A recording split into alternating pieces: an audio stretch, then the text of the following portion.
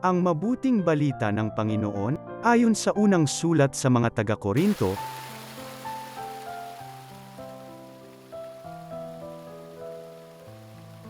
mga kapatid, ito ang aral na tinanggap ko sa Panginoon at ibinibigay ko naman sa inyo. Ang Panginoong Hesus, noong gabing siya'y ipagkanulo ay dumampot ng tinapay, nagpasalamat, at pinaghati-hati ito, at sinabi, "Ito ang aking katawan na inihahandog para sa inyo. Gawin ninyo ito sa pag-alala sa akin."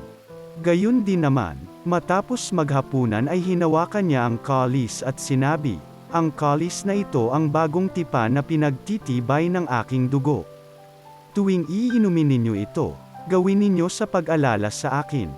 Sapagkat tuwing kakain kayo ng tinapay na ito at iinom sa kalis na ito ay ipinahahayag ninyo ang kamatayan ng Panginoon, hanggang sa muling pagparito niya." Ang mabuting balita ng Panginoon.